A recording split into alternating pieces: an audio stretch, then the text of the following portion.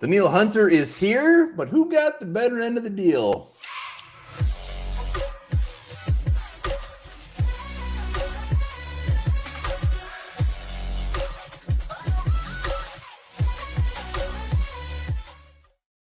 All right, welcome back to a glorious day in the Onebar and Lupagus show. Vikings getting Danielle Hunter locked and loaded for one more year. But let's take a little closer look at this, see who came out on top.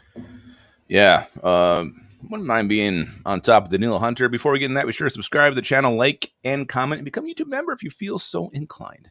Yeah, hit that sub button. Let's get to 10K. So Danielle Hunter, 17 million, potentially up to 20. It puts him in the top 10 range as far as highest paid edge rushers. So, I mean, I think that's pretty fair. But let's, how do we want to dive into this? We want to start on each side?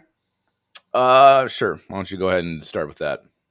All right. Looks like it's the Onebar show today. Yeah, let's start from Danielle Hunter's side. It's easy. He got paid 1 year, no franchise, no transition tag, and he gets to make a buttload of money next year, which he will.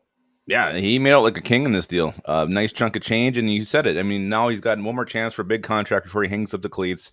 That's a great deal for Danielle Hunter. Yeah, it's going to be perfect. I mean, he's going to be, 29 next year.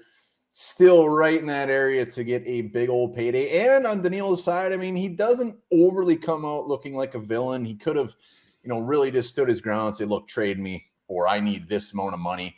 What they came to, I know it's a lot of money. I think that's pretty damn fair. Yeah, we would have loved to him play his contract out at $5 million, but he's getting paid pretty fair.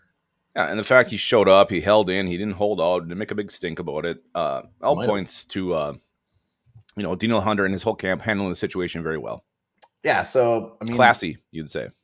Yeah, some say classy. Some might not say classy. We got some of the, on the video I did this morning, there's still people just pissed. Kwesi screwed it up again. So mad. So, I mean, any other positives from Danielle Hunter's side? Those are some big ones. I mean, no, for him, he's just, he's where he's always played his football. He's back home with the Minnesota Vikings with his teammates. So that's another positive for him. All right, let's look at the Vikings side of things. Go ahead. Yeah, so the Vikings shelling out 17 million now. I didn't see it. Has the contract been broken down as far as what is the hit this year, how it affects? I believe that he has void years on this, so they can break it down kind of how they want. So I think there's flexibility there. So it's not going to screw over like a Hawkinson extension or anything like that, which needs to get done too. So now they got an elite player for 1 more year, which they, if you're going to truly compete and try to win the Super Bowl this year, you need to have Danielle Hunter be part of this team. And now he's here as the, premier edge rusher, Marcus Davenport opposite him, and then playing with Brian Flores. I think he's going to have a huge year. So this is going to be good for the Vikings too. Yeah, I mean, it's a huge win for the Vikings. They get a chance to see him in Flores' defense. Just because it's 1 year doesn't mean it won't be the Vikings shelling out a ton of money for him next year. So they get to see what Brian Flores can do with him. It gives those younger guys another year to see what they have. Brian Flores gets to get his peepers on these guys and be like, you know what? We don't need Danielle Hunter. We got Patrick Jones. We got these younger guys that could possibly step in and not have to pay for him. The other thing is we didn't give him a crazy deal. We didn't sign him to like a 5-year deal where year 4 we're just like, what the hell did we do that for? Yeah, but I want to ask you this. Does it feel like this is probably his last year with the Vikings to you? I would never say never. I mean, I think this is kind of a tryout. I mean, I think when all is said and done, Danielle Hunter likes being here. He went to show up. If he gets a big offer next year, I could see him coming back to the Vikings and say, hey, would love you to match it. If not, bye-bye. I don't think there's any hurt feelings. No, but I don't know. To me, this feels like this might be his last year in purple. You got Jefferson contract coming up. Hawkinson deal has to get done. Who knows what's happening to Kirk Cousins? It's a 1-year deal. To me, it just smells to me like this is his swan song. Well, I mean, if I had to bet on it, yeah, it was a 1-year deal. They could have done a longer one. So, I mean, that's not overly breaking news, but I just don't think there's – I think there's a chance. And another thing, one of the best parts about this is the Vikings get not only Danielle Hunter, they get a very motivated Danielle Hunter. He is going to want to rip shit up this year. He wants a contract that is going to be ridiculous. So we're getting Hunter. He's not going to be sitting out. If his leg falls off, he's going out on the field. He wants some sacks, and he's going to rip shit up. If his leg falls off, he'll just use his dick.